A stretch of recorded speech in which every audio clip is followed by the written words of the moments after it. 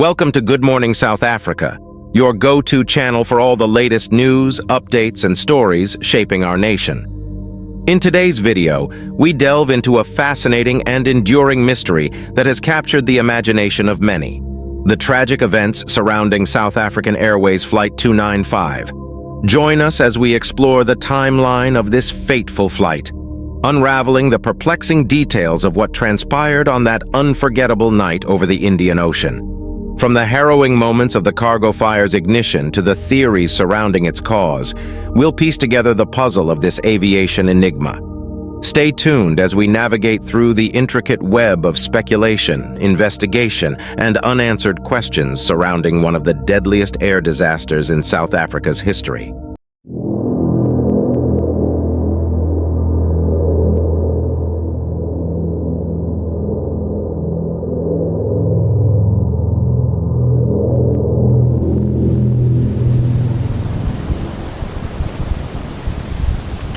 Mauritius, Springbok 295. Springbok 295, Mauritius, good morning, go ahead. Good morning, we have a smoke problem and we're doing emergency descent to level 140. Confirm you wish to descend to flight level 140? Yeah, we have already commenced due to a smoke problem in the airplane. Roger, you are clear to descend. You need lead to flight level 140. Do you request a full emergency, please? A full emergency? Affirmative, that's Charlie.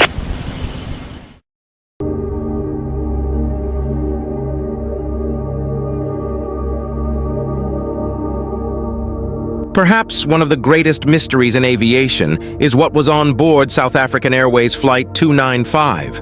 A cargo fire spread quickly throughout a Boeing 747 in the middle of the night over the Indian Ocean, many miles from any land or airport. Officially, the cause of the fire was understood to be undetermined by investigators from both South Africa and the international aviation community. However, there are certainly theories as to what the plane was carrying that could result in such a fire that ultimately killed 159 people. In this video, we will examine the timeline of events of that night and also discuss the possibilities of what cargo could have caused the fire. Discussion of this South African Airways incident will naturally have to briefly touch on the political situation in South Africa at the time in order to have a better understanding of what some South Africans believe was on that plane.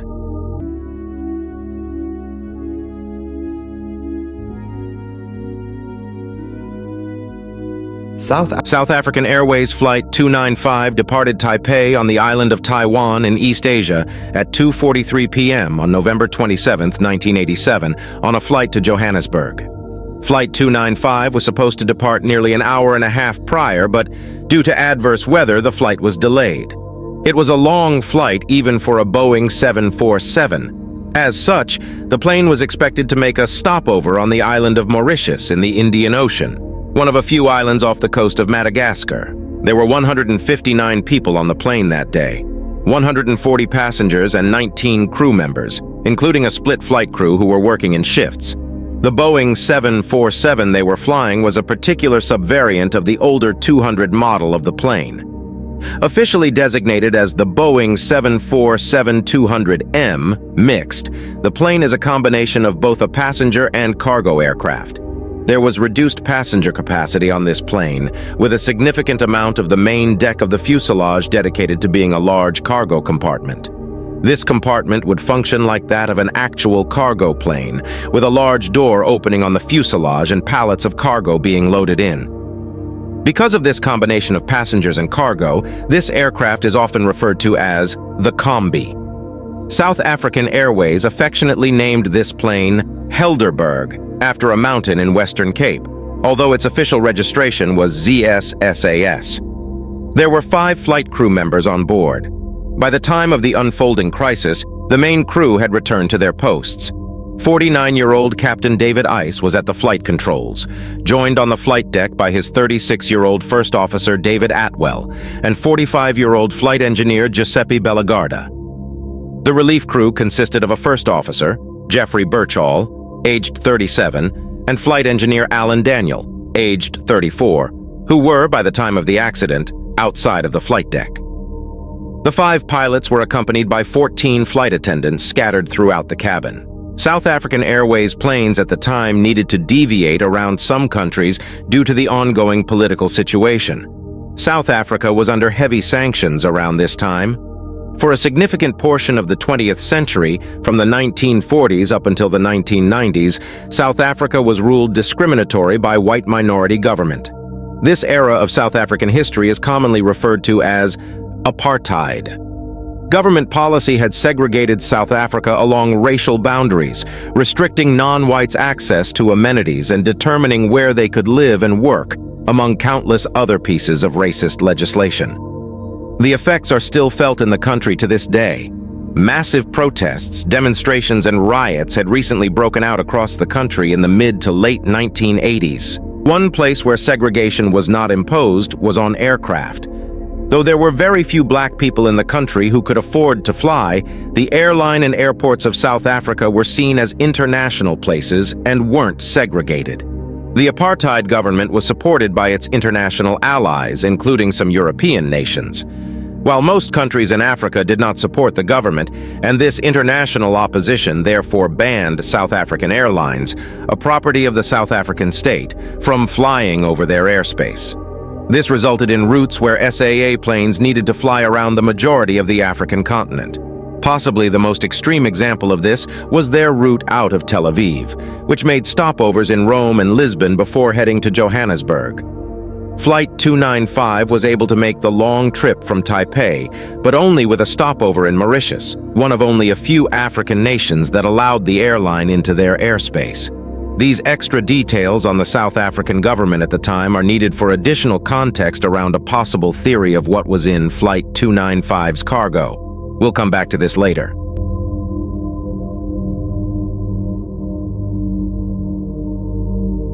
It was now 9 hours into the flight, being the late evening of September 27th, the time approaching midnight. Flight 295 had been in a communication dead zone for some time as it flew across the Indian Ocean. Their last communications before contacting controllers in Mauritius was with Cocos Island, an outlying settlement belonging to Australia. Everything appeared to be normal, and everything was for the majority of the Indian Ocean crossing. Flight 295 initially made a routine contact with Mauritius at 10:30 p.m., but transmissions went quiet for over an hour as the plane cruised on autopilot. It is not known exactly when the in-flight fire first started on Flight 295, but the calm flight deck atmosphere was abruptly interrupted at around 11:42 p.m. when the fire alarm for the main deck cargo compartment sounded. This moment was captured on the cockpit voice recording. It would take the flight crew roughly 6 minutes to make the first call to ATC in Mauritius regarding the fire. There is a publicly available cockpit voice recording. However, the recording was severely damaged by the crash. Once found by investigators, it had spent over a year on the ocean floor and had deteriorated considerably. The voice recording also proved to be disappointing in finding out exactly what transpired on the flight deck as the following crisis unfolded. The majority of what was recorded simply depicted the calm cockpit atmosphere along with the casual pilot banter prior to the initial alert of a fire. Only around 1 minute of the recording at the very end revealed the details as the events unfolded.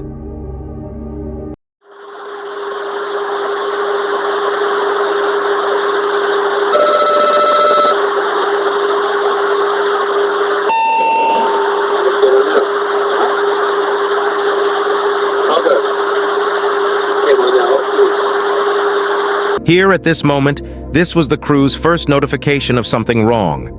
A fire alarm had sounded for the main deck cargo. The plane was less than 1 hour away from their stopover in Mauritius, but still hundreds of kilometers away. Despite its distance, it is still Flight 295's closest airport. Smoke detection in the cargo compartment had been recently refitted due to several noted defects in the aircraft's maintenance log. These, however, had been rectified and proved to be functioning by the sounds as heard on the cockpit voice recording.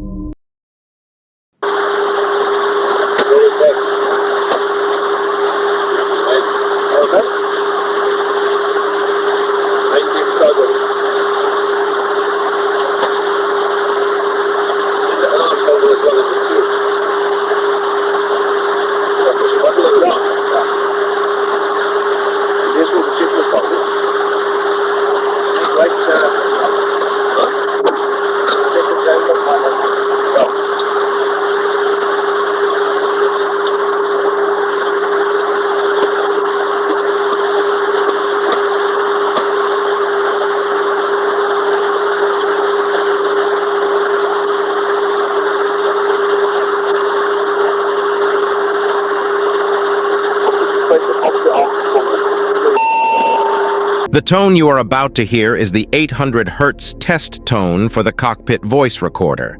It is followed by a warbling in the audio signal, which the accident report suggests that the audio input and test signal wiring were being affected by the fire.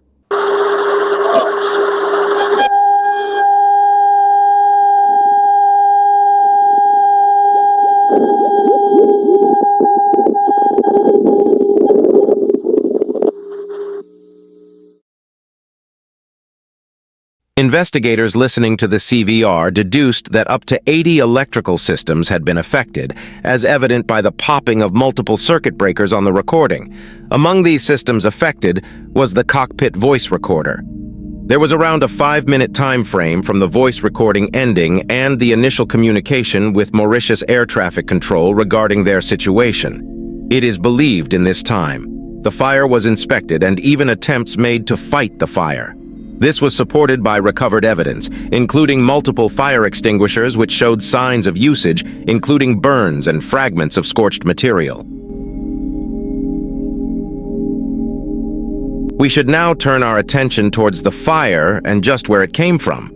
The obvious possibility that premeditation in the form of sabotage was always on the minds of many South Africans at the time. However, according to the accident report, it is virtually certain that there was no sabotage, there was no explosion in the aircraft, and the presence of a pressure or time-activated incendiary device was extremely unlikely.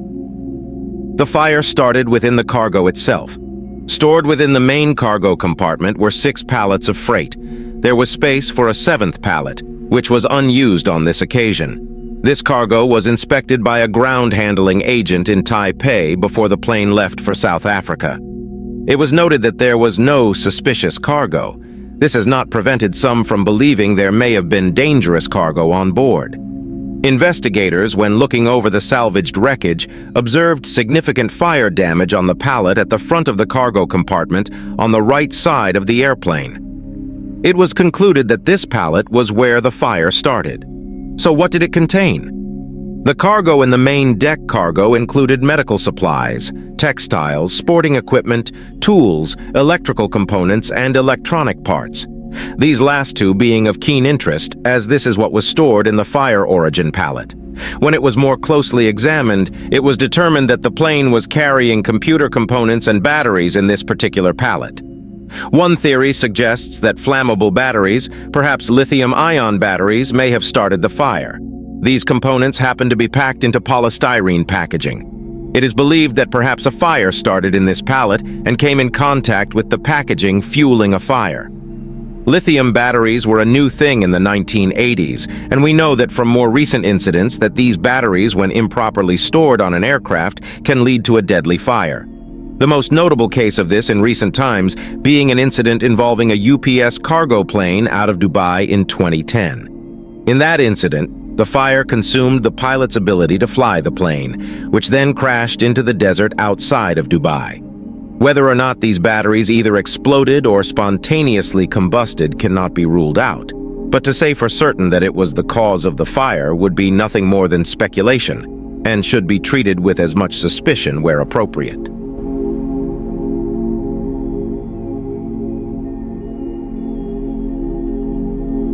The other hypothesis, which is believed by a significant number of South Africans, is that the plane was carrying cargo that was not listed on the manifest. Media in South Africa speculated that the South African government was using South African Airways and its status as a passenger airline and as state-owned carrier to import dangerous goods secretly.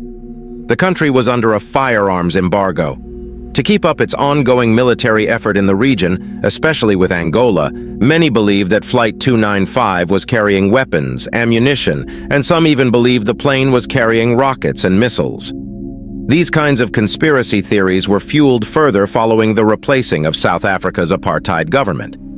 In 1996, Nelson Mandela's ANC-led government established the Truth and Reconciliation Commission to investigate atrocities committed by the South African government during apartheid. Among the cases was Flight 295. The commission concluded that nothing listed in the cargo manifest could have ignited a fire, suggesting the cargo responsible was not listed on the manifest. This conclusion was controversial. but was backed up by chemical experts who examined fragments of the fuselage, which showed fire damage from exceedingly high temperatures, which they suggest could not have come from a battery or electrical fire. Because the cause of the fire cannot be certainly determined at this time, the official investigation does not come to any conclusion as to what caused the fire to start. The source of Flight 295's fire remains undetermined to this day. Whatever was inside this pallet, when the fire here became hot enough, it could have sparked a flash fire which consumed the inside of the cargo bay. This was also evidenced by the fact that the flooring of the cargo compartment sustained minimal fire damage. Regardless of what caused the fire to start, by the time the crew were notified and were able to inspect what was going on in the cargo section of the aircraft, the fire was already an uncontrollable inferno. As mentioned, investigators found multiple fire extinguishers along with the wreckage, which showed distinctive signs of usage, suggesting that either the flight attendants or perhaps a member of flight crew attempted to fire the fire. The flight crew contacted ATC at 11:48 at night. The following is the ATC recording from Mauritius. Mauritius, Springbok 295. Springbok 295, Mauritius, good morning, go ahead. Good morning, we have a smoke problem and we're doing emergency descent to level 140. Confirm you wish to descend to flight level 140? Yeah, we have already commenced due to a smoke problem in the airplane. The descent to a much lower altitude from the cruising alt is a part of the pilot's checklists. Flight level 140 is roughly 14,000 feet. This would mean that those on board can safely breathe the outside air.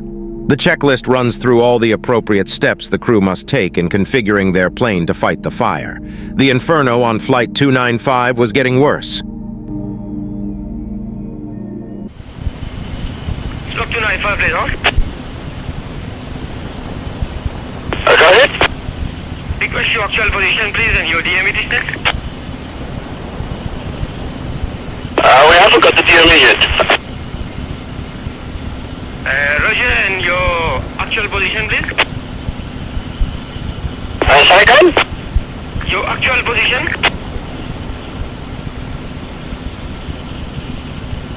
Now we've lost a lot of electrics, we haven't got anything on the aircraft now. Roger, I declare a full emergency immediately.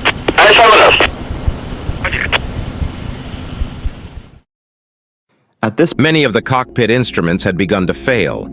Following the steps in the fire emergency checklists, the captain had to follow one of the more interesting steps, which involved the opening of the passenger doors in flight. Once slowing to a slow enough airspeed along with descending down to an appropriate altitude, where air pressure differences are not as great, the doors of passenger planes can be opened.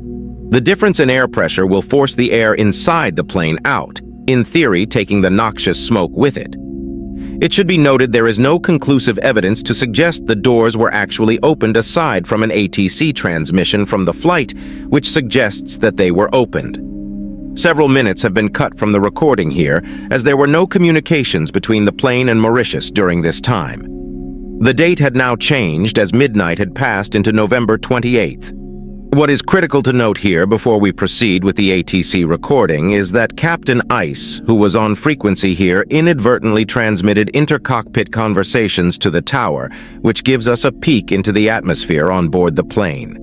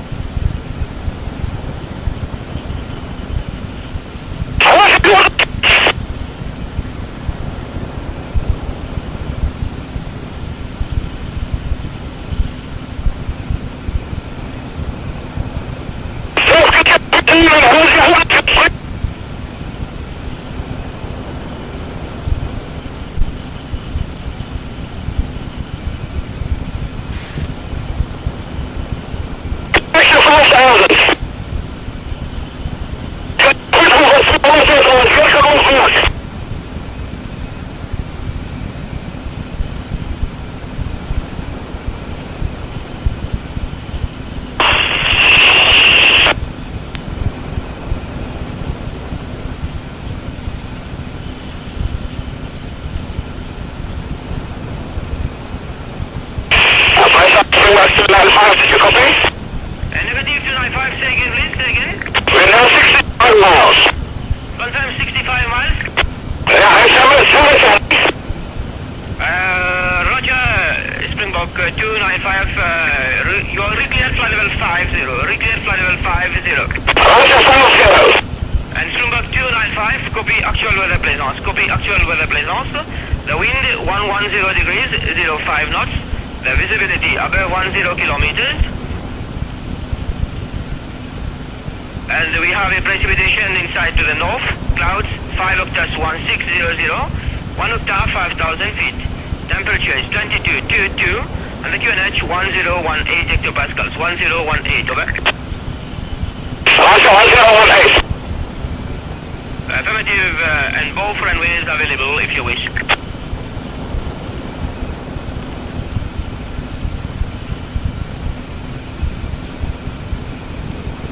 And 295 for request pilot intention.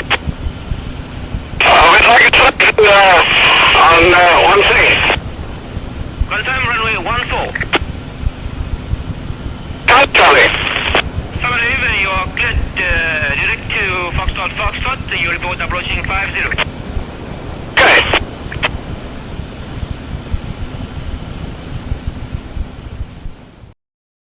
The passenger cabin was pressurized with a higher air pressure than that of the cargo bay. This should have kept the passengers safe and stopped any smoke from getting into the cabin. The difference in pressure would have meant that air should flown from the passenger cabin into the cargo, stopping smoke from passing through. This was according to Boeing and their testing of the plane for fire prevention certification. But we do know that this was not the case on Flight 295. We know smoke spread throughout the plane and even to the cockpit. The pilots began performing multiple checklists. One checklist that was performed is recommended for after a fire had been extinguished. Within this checklist was a step which involved turning on the recirculating fans in the passenger cabin. This allowed smoke and noxious fumes which contained carbon monoxide to pass into the passenger cabin through the ventilation. Autopsies from recovered bodies suggest that a number of passengers died from smoke inhalation before the plane crashed. South African Airways Flight 295 made its last radio transmission at 4 minutes past midnight. All radio transmissions from Mauritius went unanswered from that point. 3 minutes after its final communication, the 747 crashed into the Indian Ocean. It is believed that the controllability of the aircraft was severely hindered by the fire. With a lack of instruments at night, the plane could have simply drifted into the ocean. Whether or not it was a controlled crash into the ocean is up for debate. However, the accident report suggests that either the pilots had become incapacitated or structural stress tore the plane apart in the air. 159 people were killed in the Helderberg disaster. It became the deadliest air disaster to involve South Africa. The wreckage remained undiscovered for a whole year at the bottom of the Indian Ocean. Bottom of the Indian Ocean. It was concluded that the smoke detection and firefighting capabilities of the 747, and especially the mixed variant, were inadequate. South African Airways ceased using the mixed variant of the 747. Many recommendations were made following the investigation. Recommendations were made to Boeing to modify the 747, which included the evaluation of the cockpit voice recorder so that it is not so prone to fire damage, and the addition of an auxiliary battery. Boeing's certification practices for firefighting on the plane were also criticized as their testing conditions drastically did not fit that of an actual fire on board. One unanswered question remains. If the South African government had something to hide, it would have been incredibly easy for them to say that the wreckage was too far away and at depths that have previously never been explored. They didn't, instead choosing to investigate the crash with international assistance. Having sank to depths lower than that of the Titanic, marine life never before seen were discovered during the investigation. A newer theory stemmed from the investigation of another in-flight fire on board a Swiss airplane. Flight 111 crashed into the Atlantic following a fire caused by an electrical arcing event. The theory goes that an electrical fault or short circuit could have started a fire or ignited materials susceptible to fire. Regardless, there are still many more unanswered questions surrounding the Helderberg crash. Though the Truth and Reconciliation Commission looked into the disaster, subsequent governments in South Africa have not followed through in solving this mystery entirely. This only fueled speculations further.